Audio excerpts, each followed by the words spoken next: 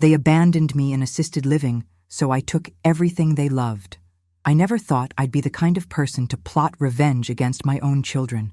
But here I am, 78 years old, sitting in this sterile, assisted living facility, and I can honestly say that what I did to my kids was the most satisfying thing I've accomplished in decades. If you think you know how this story ends, trust me, you don't. My name is Margaret, but everyone used to call me Maggie. Used to.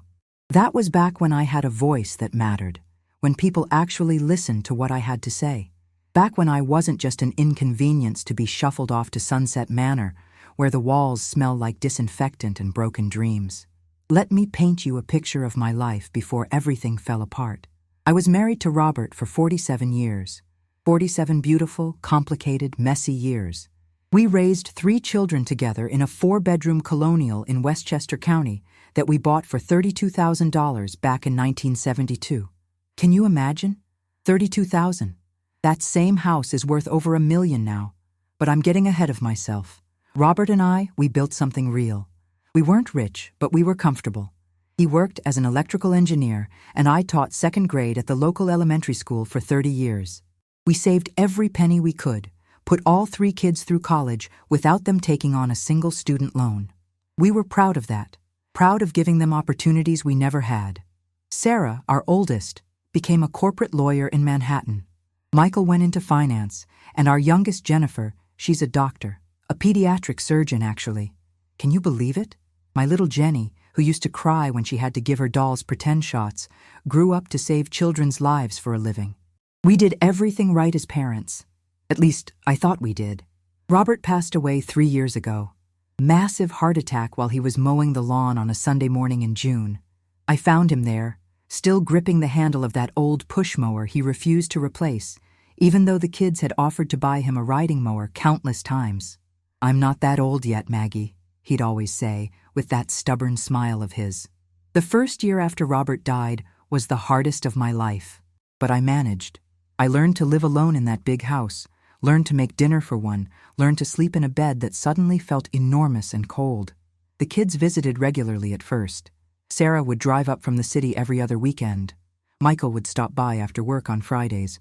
Jennifer lived the farthest away in Boston, but she'd call every few days and visit once a month. But then something shifted. Maybe it was the time I forgot to turn off the stove and the smoke alarm went off at 2 in the morning, or when I got confused at the grocery store and couldn't remember where I'd parked my car. Small things, really. Things that happen to everyone as they get older. But my children, they started looking at me differently. Like I was fragile. Like I was broken. The conversations started innocently enough. "Mom, have you thought about maybe downsizing?" Sarah would ask during our phone calls. "That house is so big for just you." Michael would chime in about property taxes and maintenance costs. And Jennifer, sweet Jennifer, would worry about me being alone if something happened. I should have seen it coming. But when you're 75 years old and your husband of nearly 5 decades has just died, you're not exactly thinking clearly about family dynamics and ulterior motives. The intervention happened on a Tuesday. I remember because I had just gotten back from my weekly hair appointment with Dorothy, who's been doing my hair for 20 years. I walked into my living room to find all 3 of my children sitting on my couch, looking like they were about to deliver news of another death in the family. "Mom, we need to talk," Sarah said, her lawyer voice in full effect. She had pamphlets spread out on my coffee table. Glossy pamphlets with pictures of smiling elderly people playing cards and doing yoga. They had it all planned out. They'd already visited Sunset Manor, already spoken with the director, already put down a deposit. They presented it like it was a gift, like they were doing me this enormous favor. "You'll have friends your own age," Michael said. "Organized activities, meal service, medical care on site. You won't have to worry about anything. Won't have to worry about anything." As if worry was the problem. As if independence was something I should be grateful to give up. I fought them on it, of course. I told them I was fine living alone, that I'd been managing just fine for 3 years. But they had answers for everything. They'd already spoken to my doctor, who'd mentioned my recent forgetfulness. They'd talked to Mrs. Henderson next door, who'd apparently told them about the time she'd seen me wandering around my backyard at midnight in my nightgown, though I swear I was just checking on my tomato plants. "It's not forever, Mom," Jennifer said, tears in her eyes. "Just until we can figure out the best long-term solution." But I could see it in their faces. This was the long-term solution. This was them washing their hands of the responsibility of caring for their aging mother. The worst part wasn't that they wanted me to move to assisted living. The worst part was how they went about it. They scheduled the move for the following week, didn't even give me time to process what was happening. Sarah took a day off work to help me pack, which really meant deciding what parts of my life were worth keeping and what could be thrown away or donated. 60 years of accumulated memories, and they wanted me to fit it all into a studio apartment that was smaller than my old walk-in closet. "You won't need all these dishes, Mom. The facility provides meals. These books are so old, and there's not really space for a bookshelf. Do you really need all these photo albums? We can scan the important ones." The important ones. As if they could determine which memories mattered and which didn't. But here's where the story gets interesting. Here's where I stopped being the victim and started being the mastermind. You see, my children made one crucial mistake in their rush to relocate me. They assumed I was helpless. They assumed I was just a confused old woman who would quietly accept whatever they decided was best for me. They forgot that I'd been managing household finances and making important decisions for over 50 years. They forgot that I wasn't stupid, just old. The house, our beautiful 4-bedroom colonial, was still in my name. Robert and I had discussed putting it in a trust or adding the kids' names to the deed, but we'd never gotten around to it. Procrastination, it turns out, was the best decision we never made. 2 weeks after they moved me into Sunset Manor, while I was still adjusting to the scheduled meal times and the way the staff talked to me like I was a child, I started making phone calls. I found a real estate agent, a sharp young woman named Rebecca, who didn't treat me like I was senile just because I was old. "Mrs. Patterson," she said during our first meeting, which I arranged to take place at a coffee shop downtown because I didn't want the staff at Sunset Manor knowing my business. "Your house is in pristine condition and it's in an excellent neighborhood. In today's market, I'd estimate its value at around $1.2 million. $1.2 million. For a house we'd bought for $32,000. I nearly choked on my coffee. I listed the house without telling my children. Rebecca handled everything, and within 2 weeks, we had multiple offers. I accepted one for $1.3 million, $50,000 over asking price.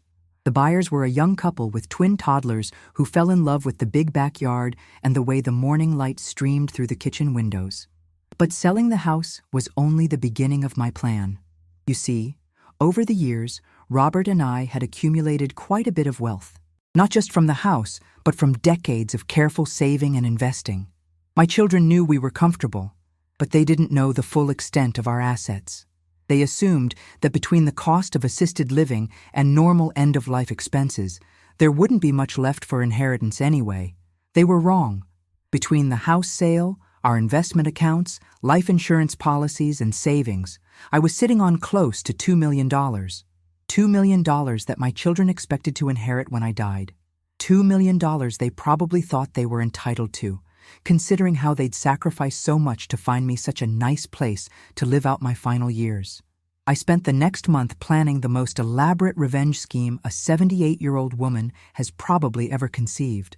First, I donated $500,000 to the local animal shelter where Robert and I used to volunteer.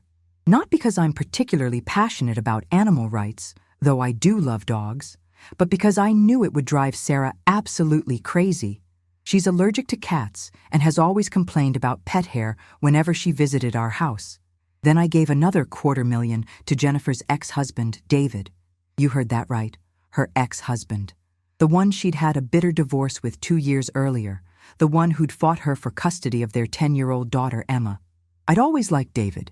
He was a good father and a decent man who got a raw deal in the divorce. Jennifer had used her higher income as a surgeon to hire better lawyers, and David had ended up with limited visitation rights and crushing alimony payments. I called David directly and told him I wanted to set up a college fund for Emma, with him as the trustee. A $250,000 college fund that Jennifer couldn't touch, couldn't control, and couldn't use as leverage in their ongoing custody battles. "Mrs. Patterson," David said, his voice shaking, I don't know what to say. This is incredibly generous, but are you sure? I mean, after everything that happened with Jenny and me.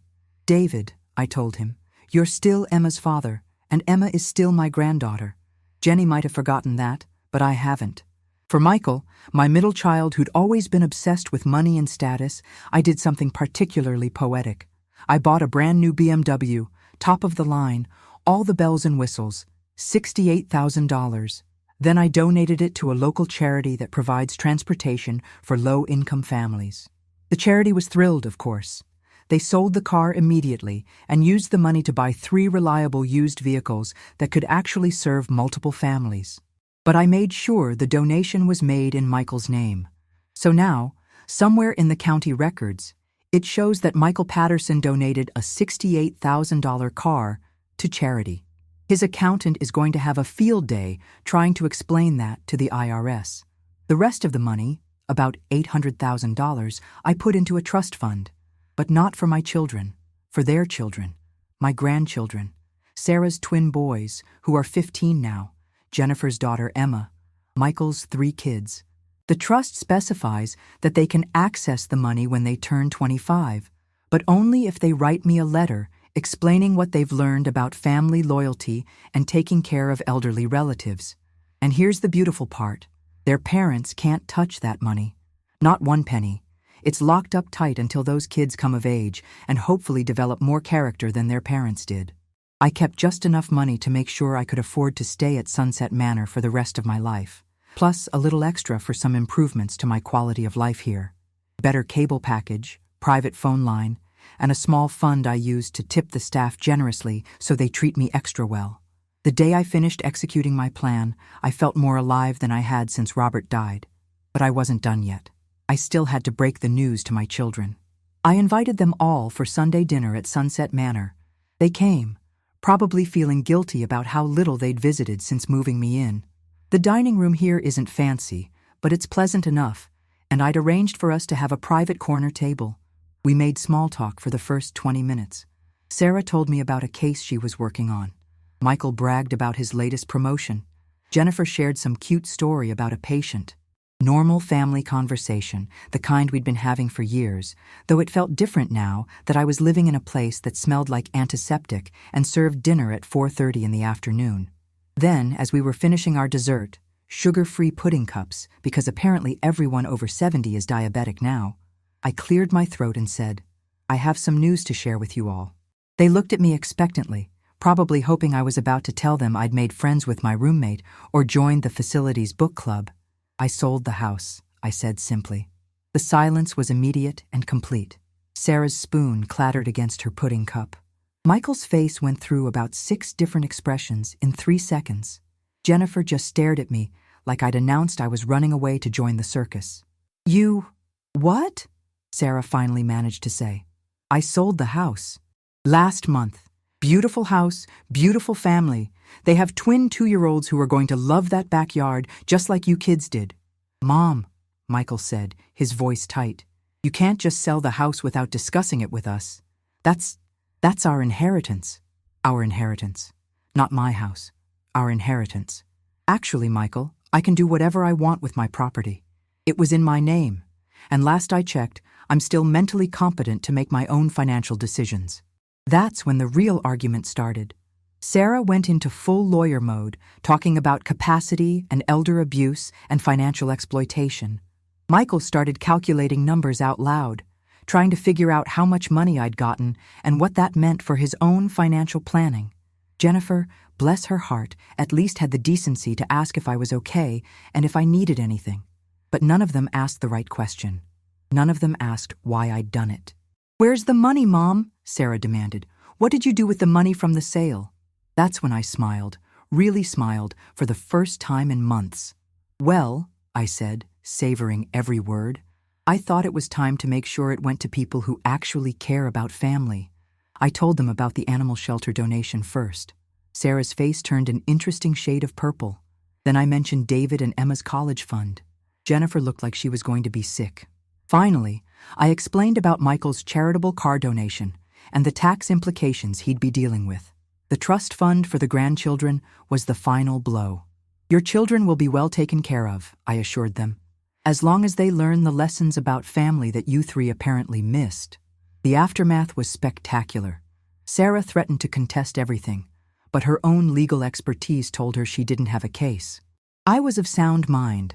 I'd used reputable lawyers and financial advisors, and every transaction was perfectly legal. Michael tried to guilt me about his kids' future, apparently forgetting that I'd just secured their future better than he ever could have. Jennifer cried, which actually made me feel a little bad until I remembered how she'd packed up my photo albums like they were junk mail. For weeks after that dinner, they barely spoke to me. Sarah would call occasionally, but only to ask passive-aggressive questions about my financial decisions. Michael stopped visiting entirely. Jennifer tried to maintain some relationship, but even she seemed distant and hurt. And you know what? I didn't care.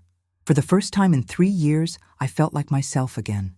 I felt like Maggie Patterson, the woman who'd raised 3 children and buried a husband and taught second grade for 30 years.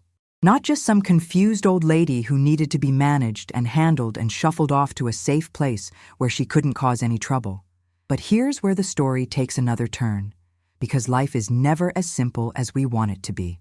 About 2 months after my big revelation, I was sitting in the common room at Sunset Manor, actually enjoying a conversation with another resident named Frank, when Jennifer showed up for an unscheduled visit. She looked terrible. Dark circles under her eyes, hair pulled back in a messy ponytail, still wearing her scrubs from the hospital. "Mom," she said, sitting down heavily in the chair across from me, "we need to talk." I braced myself for another lecture about my financial irresponsibility or family loyalty, but instead, Jennifer started crying. Not the polite, controlled tears she'd shed at our last family dinner, but deep, gut-wrenching sobs that made other residents turn and stare. "I'm sorry," she whispered. "I'm so sorry." It turns out that Jennifer had been doing some soul-searching since our confrontation. She'd been talking to David about the trust fund I'd set up for Emma, and he'd told her some things that put our whole family dynamic into perspective. "He said something that really hit me," Jennifer explained. "He said that Emma talks about you all the time, about how much she misses Sunday dinners at Grandma and Grandpa's house, about how she wishes she could see you more often. And I realized that in all our planning to move you here, none of us asked what you wanted. None of us asked what would make you happy." She told me that she'd driven by the old house the week before, just to see it. The new family had already painted the front door a cheerful blue and installed a swing set in the backyard. There were children's bikes on the front lawn and chalk drawings on the driveway. "It looked happy," she said. "It looked like a home again. And I realized that's what we took away from you. We took away your home." We talked for 3 hours that day. Really talked, not just the surface-level conversation we'd been having for years. Jennifer told me about the pressure she felt as the baby of the family, always trying to prove herself, always trying to make the perfect decisions. She talked about how scared she'd been after Robert died, not just of losing me too, but of making the wrong choice and something terrible happening to me while I was living alone. "But the thing is, Mom," she said, "something terrible did happen. We broke up our family. We treated you like a problem to be solved instead of a person to be loved." I won't lie to you. It felt good to hear her say that. It felt good to know that at least one of my children understood what they'd done. But it also broke my heart a little, because I could see how much pain she was carrying around. "Jenny," I told her, using the nickname I hadn't used in years, "I need you to understand something. What I did with the money, the donations, and the trust funds and everything else, I didn't do it to hurt you. I did it because I needed to feel like I still had some control over my own life." She nodded, wiping her eyes with a tissue I handed her. "I know. And honestly, I'm proud of you. What you did was brilliant. Scary, but brilliant." Over the next few weeks, Jennifer started visiting more regularly, not out of guilt or obligation, but because she genuinely wanted to spend time with me. She brought Emma with her sometimes, and we'd play cards or work on puzzles in my room. Emma told me all about school and her friends and her latest art projects, just like kids are supposed to talk to their grandparents. Sarah and Michael, on the other hand, remained distant. Sarah eventually accepted that the money was gone and there was nothing she could do about it, but she was still clearly angry. Michael seemed more hurt than angry, which surprised me. During one awkward visit, he admitted that he'd been counting on an inheritance to help fund his own kids' college educations. "I know that sounds terrible, Mom," he said, "but with 3 kids and the cost of college these days, I just thought that money would be there." I understood his disappointment, I really did. But I also pointed out that his children's college educations were now fully funded through the trust I'd established, and he wouldn't have to worry about it at all. "It's not the same," he said. "It's not. I wanted to be the one to provide for my kids." That's when I realized something important about Michael. His anger wasn't really about the money itself. It was about control, about feeling like he was a good provider and a successful man. In his mind, inheriting money from his parents was proof that he came from a successful family. Having that money taken away felt like a judgment on his worth as a son and as a father. It took several more months and a lot of difficult conversations, but eventually, Michael and I found our way back to each other too. He started bringing his kids to visit more often, and I got to know my grandchildren better than I had in years. His oldest daughter, Katie, is 16 now and incredibly bright. She wants to study environmental science in college, and we spend hours talking about climate change and conservation. Sarah was the holdout. For almost a year, she maintained her position that what I'd done was financially irresponsible and potentially indicative of cognitive decline. She even had me evaluated by a geriatric psychiatrist, hoping to prove that I hadn't been of sound mind when I made my donations. The psychiatrist, Dr. Williams, was a lovely woman who spent 2 hours with me and concluded that I was not only mentally competent, but impressively sharp for someone of my age. The breakthrough with Sarah came in an unexpected way. One of her twin boys, Jake, was struggling in school. Not academically, he's always been smart, but socially. He was getting bullied, having trouble making friends, falling into a depression that was affecting every area of his life. Sarah, being Sarah, tried to solve the problem by throwing money at it. Private tutors, therapy, a new school. Nothing worked. Jake just got quieter and more withdrawn.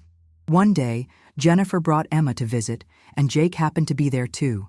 Emma, who's always been a confident, outgoing kid, immediately zeroed in on Jake's mood and started talking to him about her own experiences with bullying at school. Before I knew it, they were deep in conversation about coping strategies and how to build self-confidence. Watching them talk, I had an idea. "Jake," I said, "how would you like to help me with a project?" The project was volunteering at the animal shelter where I'd made my donation. I'd been looking for ways to get more involved there, and they always needed help with the dogs. Jake, it turned out, was a natural with animals. He was patient and gentle, and the dogs responded to him immediately. Every Saturday for the next 2 months, Jake would come pick me up at Sunset Manor, and we'd spend the morning at the shelter together. He'd help walk the dogs, clean kennels, and assist with adoption events. And slowly, gradually, I watched my grandson transform from a sad, withdrawn kid into a confident young man who had found his purpose. The work gave him something to be proud of, something that was entirely his own. When he talked about the dogs he'd helped find homes for, his whole face lit up. When he told his friends at school about his volunteer work, they started seeing him differently. He wasn't just the quiet kid who got picked on, he was the guy who saved dogs. Sarah noticed the change in Jake immediately. One Saturday, she came to pick him up from the shelter and found him leading a training session for new volunteers, teaching them how to properly introduce nervous dogs to potential adopters. He was articulate, confident, completely in his element. "Mom," Sarah said to me later that day, "I don't know what you did, but Jake is like a different kid." "I didn't do anything," I told her honestly. "I just gave him an opportunity to discover who he really is." That conversation opened the door for Sarah and me to finally have the talk we'd been avoiding for over a year. She admitted that she'd been angry not just about the money, but about feeling like she'd failed as a daughter. She'd thought she was making the best decision for me when she pushed for the move to assisted living, and my dramatic response had made her question everything she thought she knew about being a good child to aging parents. "I was trying to keep you safe," she said. "I was terrified that something would happen to you living alone in that big house, and I'd have to live with the guilt of not doing enough to protect you." I understood her fear. I really did. But I also helped her understand that safety isn't the only thing that matters when you're 78 years old. Dignity matters. Independence matters. Feeling like your life still has meaning and purpose matters. We talked about compromises we could have made instead of the all-or-nothing approach they'd taken. Maybe I could have moved to a smaller place, but still maintained my independence. Maybe we could have hired someone to check on me regularly or help with household tasks. Maybe they could have just asked me what I wanted instead of deciding what was best for me. The thing is, Sarah, I told her, I probably would have agreed to move somewhere smaller if you'd approached it differently, if you'd made it feel like my choice instead of something that was being done to me. So why didn't you tell us that at the time? She asked. Because you didn't ask. You presented me with a fait accompli and expected me to be grateful for it. It's been 2 years now since I moved to Sunset Manor, and 18 months since I gave away most of my money. Do I regret what I did? That's the question everyone wants to know the answer to, isn't it? The truth is, it's complicated. I don't regret standing up for myself or making my children realize that I'm still a person with agency and dignity. I don't regret ensuring that my grandchildren will have opportunities that don't depend on their parents' financial planning. I don't regret the animal shelter donation or even the college fund for Emma, but I do regret the pain I caused my children. I regret that it took such a dramatic gesture to get their attention and make them really see me. I regret that we lost over a year of relationship because of hurt feelings and wounded pride on both sides. Michael said something to me recently that really stuck with me. Mom, I understand why you did what you did, and I even admire you for it. But I wish we could have figured out a way to fix our family that didn't involve blowing it up first. He's right. I wish that too. But sometimes, when people stop seeing you as a full human being, you have to do something dramatic to remind them that you're still there. The funny thing is, living at Sunset Manor isn't actually as bad as I thought it would be. Don't get me wrong, I still miss my house, my independence, my ability to eat dinner whenever I want instead of at 4:30 sharp. But there are some unexpected benefits too. I've made friends here, real friends, not just polite acquaintances. Frank, the man I was talking to that day Jennifer came to apologize, is actually quite charming. He's 82, a retired history professor, and he tells the most fascinating stories about his travels around the world. We play chess together every Tuesday and Thursday, and I'm proud to say I win about half the time. There's also Dorothy. Not my hairdresser Dorothy, but a different Dorothy who lives down the hall. She's a retired nurse who worked in pediatrics for 40 years, and she and Jennifer have become quite close. Dorothy has helped me understand some of the medical pressures Jennifer faces in her job, the life and death decisions she makes every day, the emotional toll of losing young patients. And then there's the staff here. When I first arrived, I was determined to maintain my distance, to make it clear that I wasn't choosing to be here. But over time, I've gotten to know some of these people as individuals, and many of them are genuinely caring, hard-working people who chose this profession because they want to help elderly people live with dignity. Maria, one of the night shift nurses, has 3 kids of her own, and often asks my advice about parenting challenges. Tom, who works in the dining room, is putting himself through college and dreams of becoming a teacher. Linda, the activities coordinator, reminds me a lot of myself when I was younger. Enthusiastic, creative, determined to make a difference in people's lives. I've started helping Linda with some of the activities here. Turns out that 30 years of teaching 2nd grade gave me some skills that translate well to entertaining and educating elderly people. Who knew? My relationship with my children has evolved too. We're closer now than we were before all of this happened, even though it took a crisis to get us there. They visit more regularly, and when they do visit, we actually talk about meaningful things instead of just exchanging pleasantries. Sarah brings Jake to see me every few weeks, and he always has new stories about the shelter. He's thinking about studying veterinary medicine now, inspired by his volunteer work. He's also started a club at his high school to organize volunteer opportunities for students who want to work with animals. The quiet, depressed kid from 2 years ago has become a leader and an advocate. Jennifer and Emma come by almost every Sunday. Emma is 12 now and has become quite the artist. She's been painting portraits of the residents here, and the staff has started displaying them in the main hallway. Seeing yourself through a child's eyes portrayed with love and care instead of pity or condescension, it's a powerful thing. Even Michael has found ways to connect with me that go beyond our old patterns. He's been helping me manage the trust funds I set up for the grandchildren, making sure the investments are sound and the money will be there when they need it. It's given him a way to feel useful and important in my life, while also ensuring that his own kids' futures are secure. But you're probably wondering about the money, aren't you? What happened to all those donations I made in my fit of righteous anger? The animal shelter has thrived. They used my donation to build a new wing with specialized facilities for senior dogs and cats who have trouble getting adopted. They named it the Robert and Margaret Patterson Senior Pet Haven, which made me cry the first time I saw the plaque. They send me updates every month with pictures of the animals who found homes and stories about the volunteers who've made a difference. Emma's college fund has grown substantially under David's careful management. She's expressed interest in studying marine biology, inspired by a school trip to an aquarium. With the money in her trust, she'll be able to attend any college she wants and even pursue graduate studies if she chooses to. And Michael's charitable donation of the BMW? Well, that turned out to have some unexpected consequences. The charity that received the car was so impressed by the gesture that they invited Michael to join their board of directors. He initially protested that he hadn't actually made the donation, but they didn't care.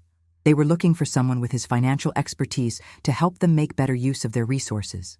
Michael has been on the board for over a year now, and it's become one of the most meaningful parts of his life. He's helped them streamline their operations, improve their fundraising, and expand their services to reach more families. Last month, they honored him as their Volunteer of the Year. He called me that night, laughing and crying at the same time, to tell me that my revenge scheme had accidentally turned him into a philanthropist. The trust funds for the grandchildren are all performing well, and I've been working with a lawyer to set up similar funds for any future great-grandchildren I might have. Sarah has hinted that she and her husband might have another baby, and Jennifer has been dating someone seriously for the first time since her divorce. As for me, I've been thinking a lot about legacy lately. Not just financial legacy, but the kind of person I want to be remembered as. For a while there, I was so focused on teaching my children a lesson that I forgot about teaching them love. I think about Robert sometimes, wondering what he would have thought of my grand revenge scheme. I think he would have been proud of me for standing up for myself, but he also would have encouraged me to find a way to rebuild bridges with our children sooner than I did. Robert always said that the best revenge is living well. And you know what? He was right. My revenge wasn't really about the money or the donations or even proving a point. It was about reclaiming my right to live well, to make my own choices, to be seen as a complete person rather than just an elderly problem to be solved. If you're watching this and you have aging parents, please learn from my family's mistakes. Talk to them about their fears and hopes for the future. Ask them what they want, not just what you think is best for them. Include them in decisions about their own lives. And remember that needing help doesn't mean losing dignity. If you're watching this and you're an older person feeling invisible or powerless, remember that you still have choices. You still have agency. You still matter. Maybe you don't need to give away a fortune to make your point, but don't let anyone convince you that your voice doesn't count just because you've accumulated some years. And if you're watching this and you're inspired by what I did, please hit that subscribe button and let me know in the comments. I'm thinking about starting a whole series about life lessons learned in your 70s. Who says old dogs can't learn new tricks, right? The truth is, this whole experience taught me something I didn't expect to learn at 78 years old. Family isn't just about blood or obligation or even love. It's about respect. It's about seeing each other as whole, complex human beings worthy of dignity and agency, regardless of age or circumstance. My children and I lost sight of that for a while. We got caught up in fear and control and the assumption that getting older means giving up the right to make your own decisions. But we found our way back to each other, and our family is stronger now because of what we went through. I still live at Sunset Manor, and I probably will for the rest of my life. But it doesn't feel like a prison anymore. It feels like home. Because home isn't really about the building you live in. It's about being surrounded by people who see you and value you and treat you with respect. My children learned that lesson the hard way. and it cost them most of their inheritance. But what they gained in return, a real relationship with their mother and a clearer understanding of what family means, is worth more than any amount of money. As for me, I learned that even at 78, you can still surprise yourself. You can still stand up for what you believe in. You can still make a difference in the world, even if that world has gotten smaller than it used to be. And sometimes, the best way to bring a family together is to shake it apart first and then help everyone find their way back to what really matters. That's my story. What's yours?